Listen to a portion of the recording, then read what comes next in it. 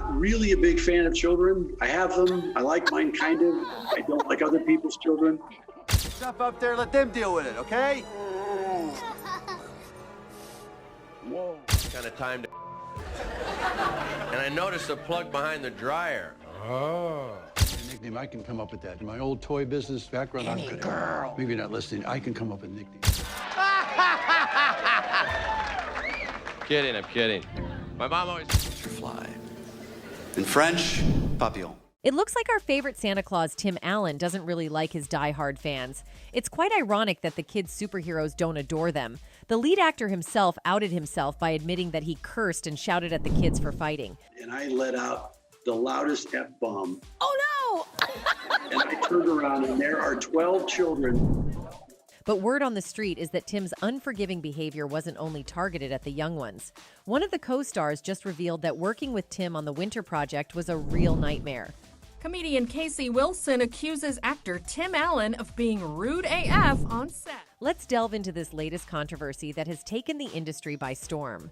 In a recent episode of her B-Sesh podcast, Cassey Wilson revealed that working with Tim Allen on an episode of his Disney Plus series, The Sanatclauses, was the truly single worst experience she had ever had with another co-star.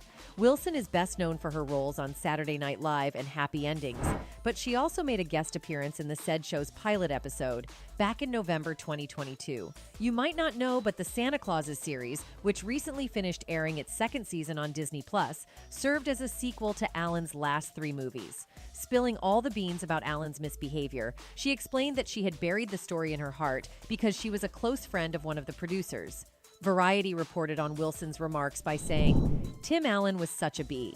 It was the truly single worst experience I've ever had with a co-star ever," Wilson said, noting that she had buried this story until now because a producer on the show is a great friend of hers and because her kids loved the movies.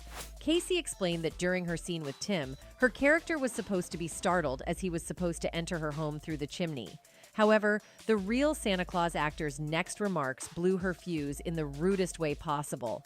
Cassey said, "So I'm in a scene. It's just me and Tim Allen, and I'm supposed to throw things at him. I think he's a burglar.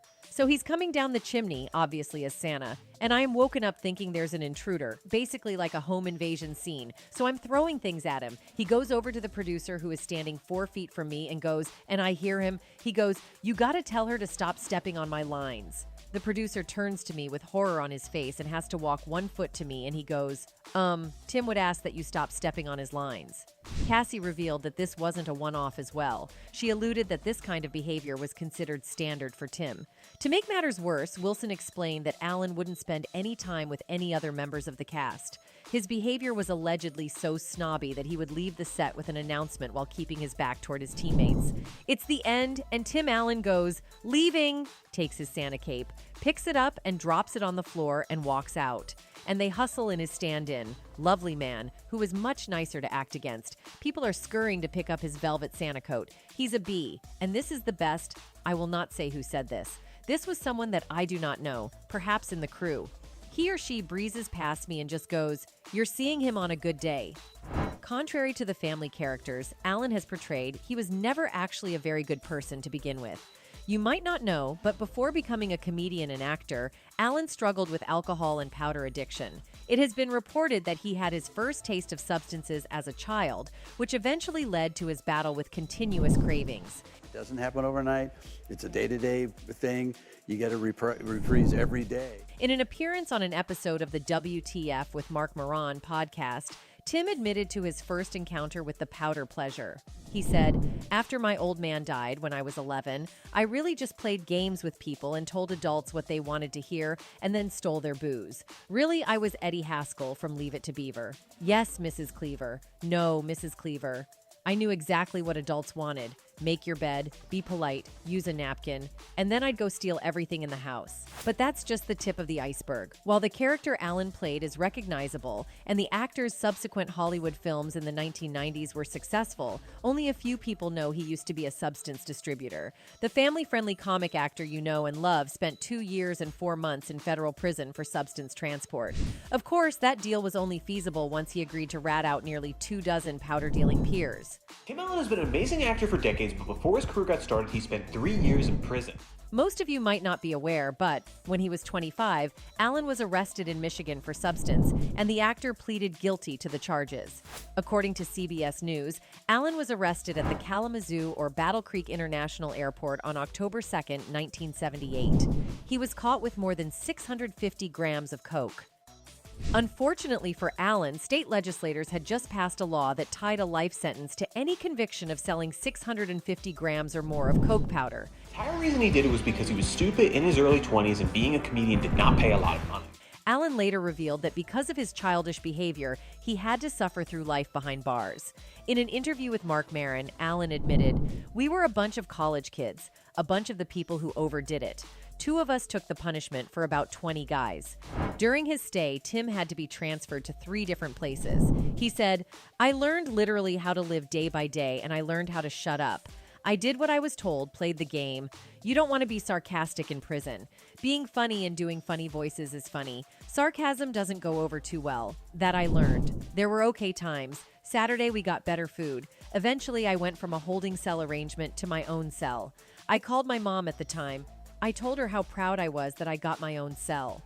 The prison did Allen good as he started to pursue his comic career with unfound passion. He didn't let that define his life, where in 1981, after getting released from prison, he moved to Los Angeles to become a comedian. However, this wasn't his last legal trouble. After the powder incident and getting released, the actor started to fulfill his urges with liquor. In a revealing moment on Maron's podcast, the voice actor behind Toy Story's beloved characters confessed to feeling an overwhelming sense of shame. The weight of his past actions, fueled by intoxication, now haunts him. Memories of driving his friends home while under the influence as a troubled teenager flood his conscience, casting a dark shadow over his soul. But the road to redemption was not without further turmoil. In a fateful turn of events, Allen found himself in the harsh grip of the law. It was 1997 in Michigan when the actor, riding the wave of his success in home improvement, faced the consequences of his actions. With a heavy heart, he pleaded guilty, accepting the weight of his mistakes. Yet, Allen's journey toward healing did not end there. Recognizing the depths of his struggle and the need for transformation, he willingly subjected himself to the confines of a rehab facility. It was a pivotal moment, a chance to break free from the chains of addiction and confront the demons within. Although Allen's history till now, Allen's antics have been worse, they certainly weren't inhumane. It looks like Allen actually has a habit of being a sailor's mouth in front of the kids. You admitted that you have the mouth of a sailor. Has it ever gotten you into trouble? Because you do a lot of kid things. We all know that Allen's portrayal of Scott Calvin, also known as Sanatclaus, in the Sanatclaus franchise has involved collaborating with numerous child actors. Well, during his appearance on Kelly Carson's show, he boldly admitted that he is not a fan of kids. He said, "I'm not really a big fan of children. I have them. I like mine, kind of. I don't like other people's children. It was like cats. They wouldn't leave me alone. I'm dressed like Santa Claus. I look like Santa Claus. We had a North Pole set." Although it is a hard pill to swallow, disliking kids while being the iconic creature of their dreams is a bad thing, cursing kids just makes you a pretty despicable person. And Tim did just that. And I let out the loudest F-bomb. Oh no! And I turned around and there are 12 children. Apart from all that, Tim has been an open supporter of Donald Trump. On various occasions, he has praised Trump for his alleged rightist policies, upsetting many of his fans on the way.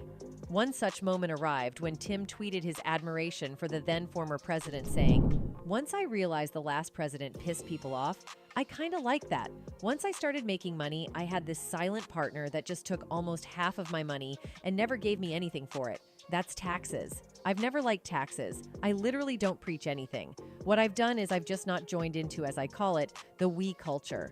I'm not telling anybody else how to live. I don't like that." If you think Tim is done showing his twisted trait, you are in for a surprise. Pamela Anderson, who worked with Allen on the set of Home Improvement, starred as Lisa the Tool Girl in 23 episodes. During her time on the set, she alleged that Allen exposed himself to her. On the first day of filming, I walked out of my dressing room, and Tim was in the hallway in his robe. He opened his robe and flashed me quickly. Completely naked underneath, she wrote in her January 2023 memoir, Love, Pamela. He said it was only fair because he had seen me naked. Now we're even. I laughed uncomfortably.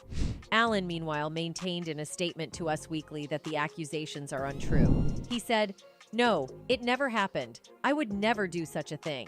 Later in an interview, Anderson stood firm on her claims. On top of all these medals on Tim's personality, it is one of the others that shines bright the most. Allen, the comedian and actor, found himself embroiled in a significant controversy several years back. In an interview with the Tampa Bay Times, he made a statement that has sparked outrage and backlash. According to reports, Allen boldly asserted that he should have the freedom to use the N-word without any restrictions. This statement ignited a firestorm of criticism, with many condemning Allen's remarks as racially insensitive and offensive. The use of such a deeply derogatory term carries historical weight and painful connotations, and it is widely regarded as inappropriate and harmful. If I have no intent, if I show no intent, if I clearly am not a racist, then how can it be bad coming out of my mouth? The comic, who claimed to use the word regularly in his stand-up, added that the phrase, the N-word, is worse to him than the word itself. However, African-American commentators politely but firmly disagreed. Author and radio host Michael Eric Dyson on MSNBC said, "Here's a general rule of thumb to follow when using the N-word for white people: never." Let's not forget that Tim decided to take his thoughts about liberals all the way to social media in the most derogatory way possible. He said, "Who is the face of woke? Do wokies have a clubhouse in someone's backyard, or maybe a cute yet safe playpen somewhere?" Now, Tim himself admitted that he is not the nice guy everybody admires him to be, just because he played it well. In an interview with Fox News, he said, "You know, you get around that suit and I haven't changed. It's become that stupid thing, and it ain't me. I'm nowhere near as nice as that guy. It's just amazing how I become that guy. Walk on set and people react to it, and I honor it. I don't make any jokes anymore as I watch my performance, and I literally think I'm better as Sanatclaus than I am as anything else, because I think for any actor to tease or put on a costume, it's easy to become that thing." Fans all over the world believe that Cassey is the only one brave enough to put her foot down at the disrespectful behavior she faced during her time with Allen. It's been a known issue with folks within the industry for some time. His truth started surfacing during his run on Last Man Standing. When he explained that his character was strongly modeled after himself, I think some people become so famous and known that they start acting out because they realize that they can do whatever, but because they bring companies profits, and in return, the companies try and keep the bad behavior under wraps. She's the first person in a long time who is willing to go on the record about it. All in all, even though the characters portrayed by Allen have great sentimental value, it is important to note that the character and the man are not the same. It won't be a stretch to say that Tim won't ever be the real Santa. That's it for today. See you at the next one. Goodbye.